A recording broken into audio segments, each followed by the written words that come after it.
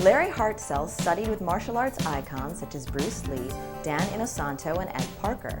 He went on to be the founder of the Jeet Kune Do Grappling Association and has become a legend in his own right. We got a chance to speak with Sifu Larry at one of his seminars in Waterbury, Connecticut. My name is Larry Hartsell, and I'm an instructor and on the staff at the Inosanto Academy of Martial Arts in Marina Del Rey. Mostly my background, what I'm known for, is from the Bruce Lee martial arts that I worked with Bruce through 1970. From 1967 through 70 was my years with Bruce, and back during the days with Ed Parker. When I first went to California, I studied Shotokan style karate under Hidetaka Nishiyama. And then, just by chance, I drove by Ed Parker School on Santa Monica Boulevard. And I looked in, I went in, I said, this is more my style. So I took Kempo, and that's where I got my introduction to Guru Dan Inosanto, who I've been with since 1963. And from that point, that's where I met Bruce Lee in 1964 before I got drafted in the Army. While I was home on leave, before I went to Vietnam, I met Bruce Lee and we sparred. And he beat me so bad, I asked him if I could become his student after I got out of the service, if I got out. And he accepted me as a student. We became close friends in 1967 after my tenure in the Army. He sort of borrowed from 26 different systems, and before his passing, his untimely passing, he was really getting the grappling, which he actually got from Gene LaBelle, and he learned some from Hayward Nishioka, who was a California judo champion, and some of his locking from Wally J. So he was constantly changing the concepts of Jeet Kune Do. Most of my training and experience comes from Guru Dan Inosanto, Yuri Nakamura, Gokor Chishavalian has been very valuable in opening my eyes to Sambo wrestling. Alexei Turgrinsky is another one of my Sambo instructors, and I also learned through my students. Ron Kazakowski has been a student and a friend of mine for over 15 years. He's had me in yearly, and to me, one of the finest martial arts instructors around in the United States today. Hi, I'm Ron Kazakowski. I'm the owner of the Practical Self-Defense Training Center in Waterbury, Connecticut. I think it's just in my blood to be a martial artist. I've been basically doing it almost all my life. I started in 1967 in a style called Tang Soo Do, and started Filipino martial arts, actually Kung Tao, back in the mid-70s.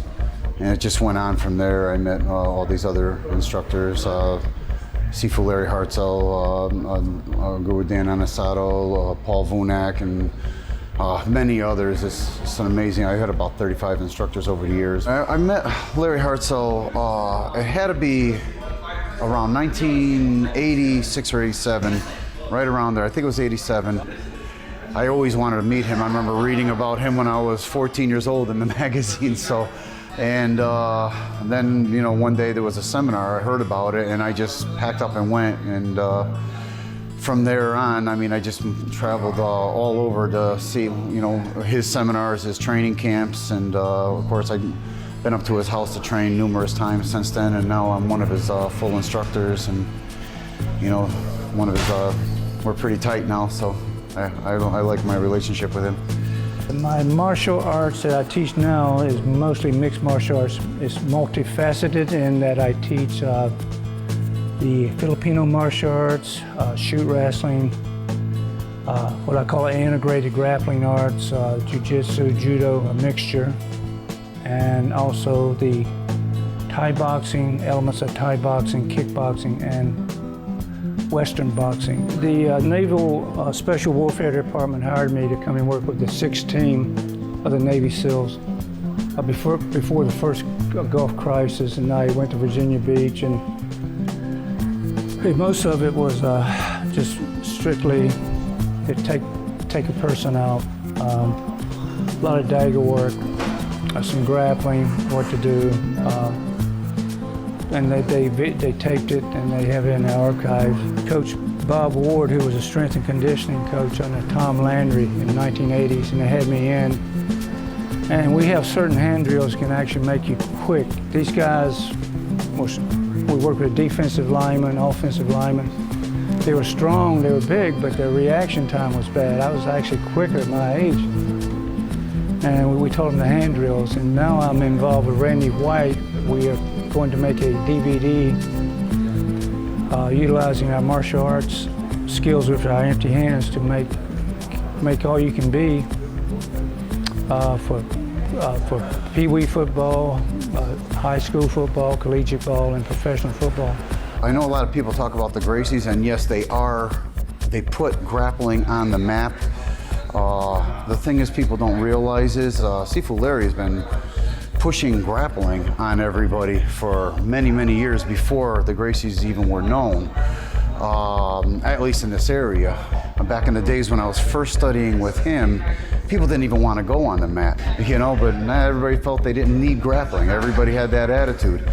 Once the UFC came by, that's what put the Gracies on the map. And of course, they put grappling on the map, and that's what made grappling become more popular. But I just want to say that Sifu Larry is the pioneer of grappling within the realms of that area. I think Bruce was the first one to mix the martial arts. It was very popular at the time, during his time period. What Bruce believed, in order to understand grappling, you have to be a grappler. In order to understand boxing, you have to experience boxing. In order to understand kickboxing, you have to understand kickboxing or Thai boxing. So in other words, you have to know those ranges, because what he don't know is what he's going to hurt you with. My last thoughts would be just to stay strong and practice hard.